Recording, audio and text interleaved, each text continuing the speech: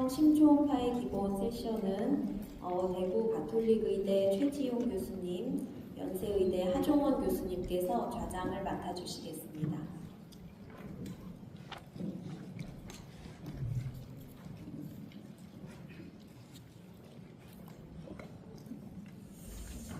네, 그러면 첫 번째 세션 시작을 하도록 하겠습니다.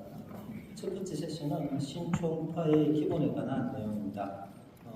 저와 연세대 한국 심초음파 이사장 역임하신 연세대 하종원 교수님 같이 진행을 하도록 하겠습니다. 제가 첫 번째, 두 번째 진행을 하고 다음은 하종원 교수님께서 진행을 해주시겠습니다. 첫 번째 연재는 경희대학 황희정 교수님께서 심초음파의 원리 및 기본 심초음파에 대해서 강의를 해주시겠습니다. 부탁드립니다.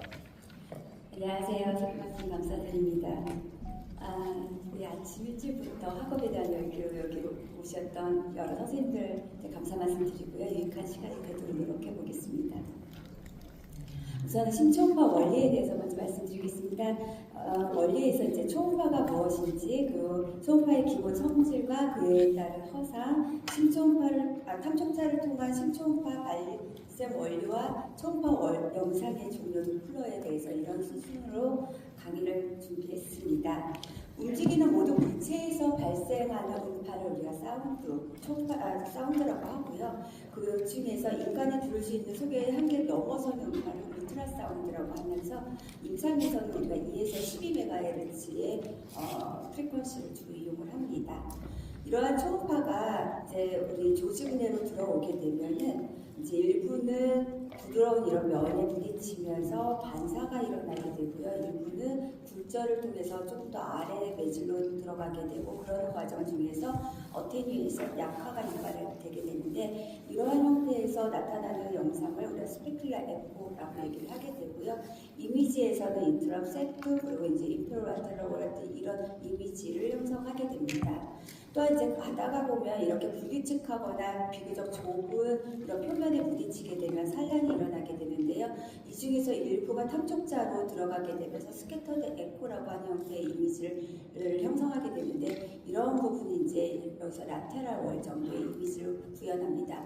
따라서 요거는 우리가 이미지를 찾다 보면 잘 이미지가 보이지 않는 경우가 종종 있는데, 이런 어떤 스캐터드 에코에서 의해서 들어온 것이기 때문에 이런 어떤 스페큘라 에코보다는 조금 더 영상이 좀 떨어지는 감이 있습니다. 이러한 초음파는 실제 우리 F로 촬영하다가 보면은 이렇게 메케니컬 밸브처럼 이렇게 강한 반사면에 도달하게 됐을 때 이게 다시 되돌아가면서 이미지를 형성을 하게 됐는데, 그중 일부가 다시 또 돌아와서 이렇게 돌돌이처럼 이렇게 가는 영상이 만들어지게 되는데요. 그렇게 되면서 이 뒤쪽으로 해서 이런 허상들을 유발하게 됩니다. 이런 것을 우리가 리버버레이션이라고 명명을 하게 되는데, 이런 게 이제 대표적인 아티팩트 중에 하나이고요.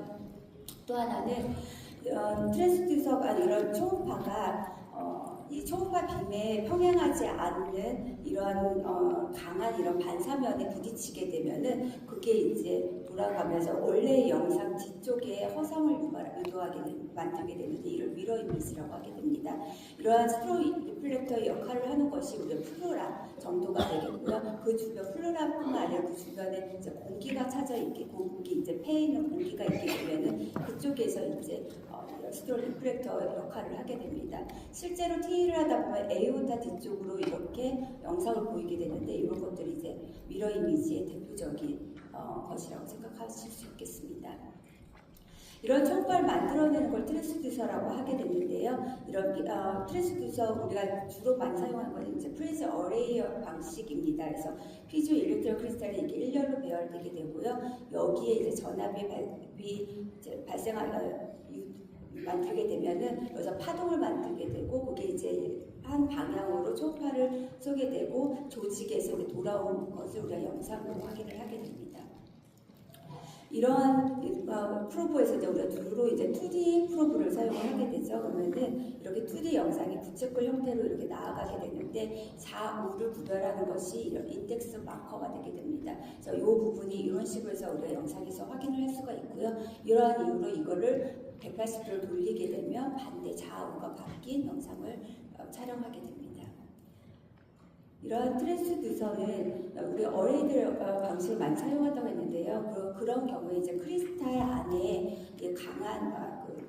강도가 높은 이런 파장이 유발이 되고 그걸로 인해서 이 프로브 주변으로 해서 이런 니어필드 클러터라고 해서 마치 메스처럼 그러니까 그런 형태의 아티팩트를 유발하게 되는데요. 요거는 어떤 초음파의 어떤 특성이라고 이해하시면 될 것 같고요. 이런 부분이 보이면 약간 위치를 변경하면서 이게 아티팩트인지 아니면 실제 LV에 있는 메스, 스럼부스나 같은 메스인지를 확인할 필요가 있겠습니다.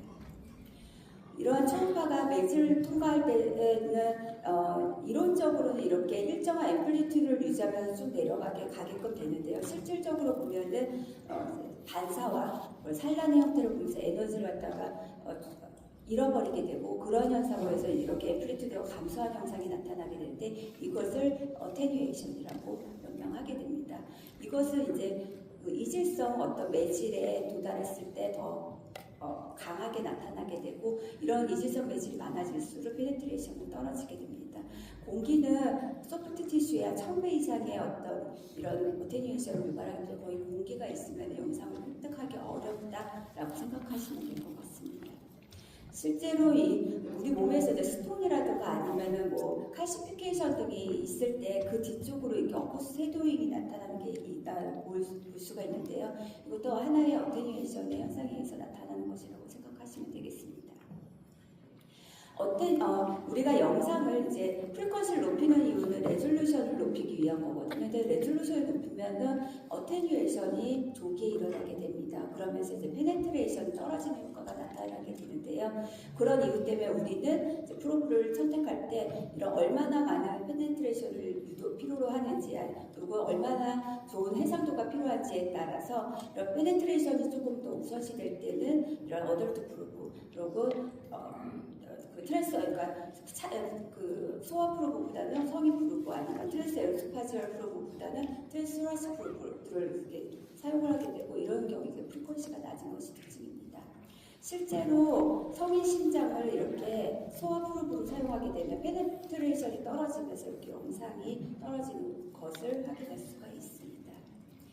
이런 어테뉴에이션을 우리가 인위적으로 조절하는 것이 TGC, 타임 게인 컨트롤이라고 하는 것인데요. 실제로 이렇게 아래로 앰플리튜드가 떨어지는 것을 억제하기 위해서 이렇게 단자에서 앞쪽이 이제 오른쪽으로 갈수록 강력해지는 거고 이 뒤쪽이 이제 뒤쪽 뒷 영상이 되게 되는데요. 요거 단자를 조절을 해서 컨트롤을 하게 됩니다. 실제로 이렇게 앞쪽에다가 인텐스 이렇게 강도를 높여 놓으면 이쪽이 시그널이 강한 걸 볼 수가 있고요. 일반적으로는 중간을 갖다 강하게 만드는 이런 영상을 취하는 것을 권장하게 됩니다. 그래서 이런 식의 조작이 필요한 경우가 있습니다. 울트라빔은 앞쪽에서는 이렇게 밀도가 유지가 되지만 뒤쪽으로 갈수록 이제 밀도가 유지가 되지 않아서 빠필도 이렇게 영상이 되는데요. 프로브의 다이아미터가 커지거나 프리퀀시를 높이게 되면 이 니어필드를 높일 수가 있기는 합니다. 또한 이런 니어필드 안에서도 밀도를 더 높이기 위해서 포컬 존이라고 하는 포커싱을 갖다가 이제 조절을 하게 되는데요. 실제로 이렇게 단자를 돌려서 앞에 뒤쪽에 중간 앞쪽으로 가게 되면 이렇게 조작을 할 수가 있고요. 그렇게 되면서 이미지가 그 부분의 이미지가 훨씬 더 좋아지는 것을 볼 수가 있습니다. 메인빔 옆에 있는 이 부분을 사이드 롭이라고 하게 되는데요. 일반적으로 영상에서 영향을 미치지 않습니다. 그렇지만 여기에 이런 어떤 강한 리플렉터가 있게 되면은 그쪽이 이제 메인빔 쪽으로 해서 영상을 갖다가 이렇게 보여주게 되면서 아티팩트를 유발하게 되는데요. 실제로 보면 이렇게 양쪽 사이드 이렇게 어떤 평행하게 이렇게 어떤 부채꼴 모양의 호선이라고 해야 되나요? 이런 형태로 보이는 걸 사이드 롭 아티팩트라고 얘기를 합니다. 도플러는 크게 두 가지를 사용합니다. 한쪽에서는 이렇게 그 혈류를 내고 한쪽에서는 받기만 하는 이런 컨티뉴스 웨이브 도플러를 사용하게 되면서 속도에 대한 정보가 속도가 빨라도 큰 문제가 없는 이런 컨티뉴스 웨이브 방식이 있고요. 하나는 어떤 정해진 위치에다가 총파를 쏘고서 그 다음에 돌아오는 것만을 확인하게 되면서 위치 정보에 대한 데이터를 받지만 속도에 제한점을 갖는 펄스 웨이브 도플러 두 가지를 다 경우에 따라서 사용하게 됩니다. 특히 이 펄스 웨이브 도플러 같은 경우는 여기서 이렇게 돌아가는 동안에 이 우리가 관찰하고자 하는 혈류의 속도가 더 빠르게 되면은 그 평가하지 못하는 그런 현상이 나타나는데 그것을 리퀘스트 그 컷오프 밸류를 리퀘스트 리밋이라고 하고요. 그런 걸 발생한 현상을 얼레이식이라고 합니다. 실제로 AS 평가하기 위해서 이렇게 해서 도플러에서 펄스웨이브 도플러를 평가하게 되면 이렇게 보시면 속도의 데이터를 알 수가 없고 위쪽으로 올라가는 속도 이런 형태를 보여주면서 평가할 수 없는데 이것이 이제 엘리어싱이고요. 이런 경우는 컨텐츠 도플러로 바꿔야 됩니다. 보통은 두 가지 펄스웨이브 도플러 아무리 조작을 한다 하더라도 2m 전후에서는 이런 얼레이션이 나타나기 때문에 보통 스테노시스 같은 경우는 그냥 CW 컨텐츠 도플러로 평가한다고 이해하시면 될 것 같습니다. 컬러 도플러는 사실 이 펄스웨이브 도플러의 확장 버전이라고 생각하시면 됩니다. 펄스웨이브 도플러가 샘플 볼륨 하나를 갖고 있는 거라고 하면 여기는 이렇게 스캔을 하는 이 모든 영역에다가 수많은 이 샘플 볼륨을 위치시켜서 이 샘플 볼륨에서의 위치, 각 위치에서의 그 방향성은 이제 색깔로 그래서 빨갛고 파랗고 하는 방향성을 보여주고 있고요. 속도는 명암, 그래서 밝고 어두운 걸로 보여주고 있습니다. 또한 이제 엘리어싱이 우리가 펄스웨이브 도플러의 특징이라고 말씀을 드렸는데 엘리어싱이 유발되는 정도를 평가하고 그리고 이 컬러 그 엘리어싱이 나타나는 그 양을 갖다가 봐서 시간적인 차를 봐서 우리가 리거지테이션의 시비어리티를 평가하는 데 사용을 합니다. 실제로 이렇게 컬러 도플러를 켜게 되면 옆에 컬러 바가 나타나게 되는데요. 여기에 이렇게 컬러 바이 69라고 써져 있는 것이 우리가 리퀘스트 리밋이라고 생각하시면 됩니다. 그래서 이거를 넘어서는 속도가 될 때 이제 엘리어싱이 유발이 되게 되고요. 그래서 이 엘리어싱이 생기는 정도로 리거지테이션을 평가한다고 생각하시면 됩니다. 이것은 우리가 이제 바로 조작을 할 수가 있는데요. 스케일을 이렇게 낮추게 되면은 얼리어싱이 훨씬 더 커지는 것을 보게 됩니다. 그래서 이런 스케일 바를 갖다가 잘 조절하는 것들이 다음에 이제 설명하실 리거시테이션이라든가 스테레오스 평가하는 리거시테이션을 평가하는 데 도움이 됩니다. 여기까지 간단하게 이제 초음파 원리에 대해서 말씀드렸고요. 이제 기본 심장 초음파에 대해서 간단하게 설명드리겠습니다. 먼저 해박적 구조와 우리가 윈도우라고 얘기하는 심장을 관찰할 수 있는 점에 대해서 말씀드리겠습니다. 심장은 당연히 흉곽 안에 있죠. 그리고 앞쪽에 위치하게 됩니다. 그래서 앞쪽에 위치하면서 이렇게 보시면 라이트 하트가 앞쪽에 있고요. 여기가 앞이죠. 라이트 벤트리클 아트리움이 앞쪽에 있고요. 레프트 하트가 뒤쪽에 숨어져 있습니다. 앞쪽에서 이렇게 옆에서 보더라도 라이트 하트가 이렇게 보이고요. 레프트 하트가 이렇게 동그랗게 보입니다. 그래서 이 부분을 우리가 이제 영상을 볼 예정입니다. 에코에서 우리가 평가해야 되는 건 심장과 심장 외적인 부분 두 가지를 나눠서 보게 되는데요. 심장에서는 이제 챔버나 밸브의 어떤 스트럭처나 펑션 같은 걸 평가할 수가 있고요. 그 밖에 어브노멀 파인딩으로 메스라든 베지테이션, 스루스 등을 평가하고 이제 페리카디움 여부도 보게 됩니다. 주변으로는 이제 플로라 이퓨전 여부라든가 주변의 그레이트 베슬들 그리고 리버나 지비 쪽에 있는 어떤 메스 같은 것도 확인하는 경우가 있습니다. 확인이 되는 경우가 있습니다. 에코 윈도우는 크게는 심장을 보는 윈도우는 이제 파라스터널이라고 해서 스터넘 옆에서 보는 건데요. 사실 스터넘 하트의 앞쪽에서 보게 됩니다. 그래서 심장을 가장 가까운 데서 보기 때문에 이미지가 가장 좋고요. 에이피컬 이미지는 심장의 옆쪽에서 보게 되는데요. 약간은 조금 멉니다. 그래서 이미지가 조금 더 다운돼 떨어지는 부분이 있고요. 그렇지만 어쨌든 이 두 가지를 같이 평가해서 심장이 거의 80~90%를 본다고 생각하시면 되고요. 그 이후에 이제 서브코스트랄에서 몇 가지 이미지를 더 체크를 하고 수프라스터널 이미지에서 그레이터 베슬이나 다른 부분에 대한 평가를 하게 됩니다. 그래서 환자는 왼쪽으로 눕죠. 왼쪽 앙화이로 누워서 이렇게 팔을 위쪽으로 올리게 되고 왼쪽 팔을 오른쪽으로 이렇게 아래쪽으로 내리게 됩니다. 그러고 나서 이제 ECG 휘치를 이렇게 세 군데에다가 붙이게 되면 아래에 심전도가 보입니다. 토터블 에코 같은 어떤 특수한 상황이 아니면 EKG 베이스를 평가하는 것을 원칙으로 합니다. 처음에 했던 파라스트럴 이미지에 대해서 말씀드리면요. 스터넘이 여기 있다고 보면 그 바로 옆에서 촬영을 하게 되고요. 아까 얘기했던 인덱스 마커가 라이트 숄더 쪽으로 이렇게 위치하게끔 해서 영상을 찍게 됩니다. 그래서 보게 되면 이렇게 이 이미지를 보게 되고 아까 MRI 이미지랑 비슷하죠. 여기가 LA, 레프트 아트리움, 레프트 벤트리클, 에이오타, 그리고 라이트 벤트리클이 여기에 위치하게 되고 마이트랄 에오틱 밸브 여기서 전체적인 영상을 보게 되고 거의 여기서 60~70%의 어떤 정보를 얻게 됩니다. 파라스타랄 숏 엑시스 뷰는 여기에서 우리가 이제 또한 90도 가까이에서 이렇게 시계 방향을 돌리게 돼서 보게 되는데요. 이 프로브의 헤드를 갖다가 위쪽으로 이렇게 보게 되면, 그러니까 위쪽으로 전체 프로브를 갖다가 틸팅을 해서 보게 되면은 에오틱 밸브 레벨이 그 다음에 조금씩 아래쪽으로 보게 되면서 미드 벤트리, 마이트랄 밸브, 미드 벤트리클 그리고 에이펙스 이미지를 보게끔 됩니다. 그래서 우선 에오틱 밸브 이미지를 먼저 보면 이렇게 위쪽에서 촬영을 했을 때 에오틱 밸브가 가운데 보이고요. 이렇게 세 개의 커습이 보이는 걸 볼 수가 있습니다. 그 다음에 레프트 아트리움, 라이트 아트리움, 라이트 벤트리클, 네, 프로마 아터리가 보이고요. 여기에 이제 트리커스 밸브, 풀마네 밸브가 보이게 됩니다. 그 다음에 틸팅을 조금 더 아래로 되게 되면 마이트랄 밸브 레벨이 보이게 되는데요. LV가 보이고 RV가 보이게 됩니다. 여기 앞에 여기에 이게 안테리어 리플레, 포스테리어 리플레에서 마이트랄 밸브가 보이게 되고요. 거기서 조금 더 아래쪽으로 틸팅을 하게 되면 미드 벤트리클이라고 해서 파필러리 머슬이 양쪽에 있는 영상을 볼 수가 있고요. 이쪽 앞쪽으로 RV가 보이게 됩니다. 이때 우리가 이제 미드 LV, 그러니까 LV의 월의 모션, 월뿐만 아니라 RV의 펑션도 같이 보게끔 됩니다.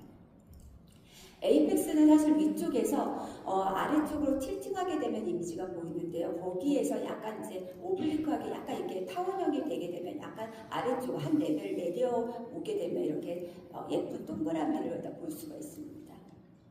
그래서 이렇게 해서 파라스타랄 이미지가 끝나고 나면 이제 에이피컬 이미지를 넘어가서 말씀을 좀 드리면 지금 파라스타랄 이미지가 이렇게 해서 이미지를 보이고 있죠.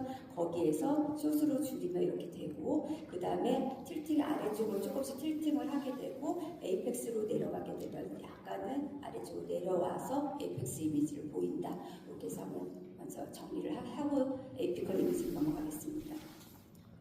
에이피컬 이미지에서 포챔버 이미지를 촬영을 하게 되는데요. 파라스타랄 롱에서 이렇게 아래쪽으로 라테랄 쪽으로 빠져나오게 됩니다. 그렇게 되면 여기서 보통은 이제 환자를 옆에서 끼고서 뒤쪽에서 촬영을 하게 되는 경우에는 이렇게 이 프로브의 인덱스 마커가 아래쪽을 향하게끔 촬영을 하게 되거든요. 그래서 이렇게 레프트 하트가 오른쪽이 되나요? 왼쪽으로 이쪽으로 이제 가게 되게 되고요. 저희 같은 경우는 앞쪽에서 촬영하는 분들은 되게 이제 180도 돌려서 이런 이미지를 보게 되는데 그렇게 되면 레프트 하트가 이렇게 왼쪽에 위치하게 됩니다. 그래서 LA, LV, RA, RV 이렇게 보이게 되는데 저희는 우선 이렇게 촬영을 하고 있어서 여기를 기준으로 해서 말씀을 드리도록 하겠습니다. 그래서 이렇게 포체버 이미지를 다 촬영하고 나면 거기에서 45도를 시계 방향으로 돌리게 되면은 이처럼 3챔버가 나오게 됩니다. 그래서 레프트 하트, 레프트 벤트리클, 에오타, 마이트랄 밸브, 에오틱 밸브가 촬영이 되게 되고요.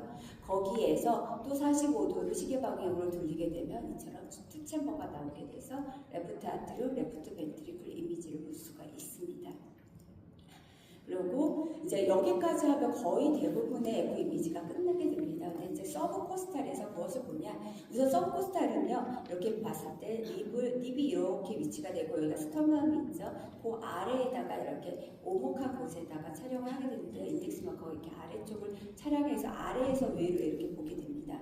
그렇게 되면 이런 영상을 볼 수가 있거든요. 그래서 레프트 아트리움, 레프트 벤트리클, 라이트 아트리움, 라이트 벤트리클 이렇게 해서 이미지를 보게 되는데 물론 이제 그 엠피세마나 COPD가 있는 환자는 워낙에 파라스타랄 이미지나 에이피컬 이미지가 떨어져서 이 이미지밖에 못 볼 수가 있는 경우가 종종 있는데 그럴 때 보거나 아니면 대개는 일반적으로 보게 되는 경우는 이 세툼을 통해서 이렇게 ASD나 PF를 보고자 할 때 이 서브코스탈 이미지 보게 됩니다. 그 얘기는 다시 말해 서브코스탈 이미지에서 반드시 이 이미지를 확인을 해봐야 된다는 말씀을 드리겠습니다.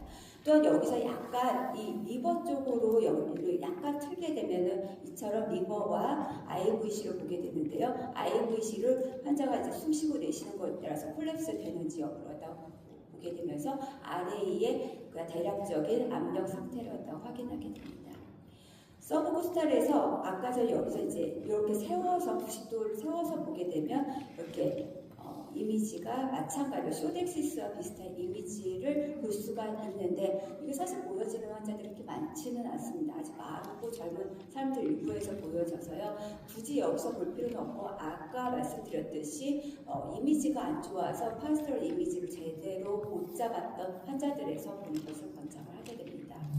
수프라스터널 로치뷰는 이렇게 위쪽에 치에서 이렇게 해서 위에서 아래로 꺾어서 보게 되는데요. 그렇게 되면 이렇게 에오타가 보이고요. 이렇게 레프트 커먼 카로티드 아터리, 그리고 레프트 서브클라비아 아터리가 보이게 되고 라이트 프로모 아터리와 LA까지 일부를 보게 됩니다. 그래서 마지막으로 정리하면 파스토럴 로우 엑시스에서 이렇게 라이트 숄더 쪽으로 했다가 시계 방향으로 돌리죠. 그다음 에이피컬에서 4챔버, 3챔버, 2챔버에서 조금씩 돌려서 여기서 90도 돌리게 되면 2챔버가 됩니다. 서브 코스탈에서는 이렇게 에이피컬 이미지를 이렇게 넓혀서 한번 보고 그다음에 90도로 세워서 한번 보고요. 수프라스탈에서 위쪽에서 촬영을 하게 됩니다. 감사합니다.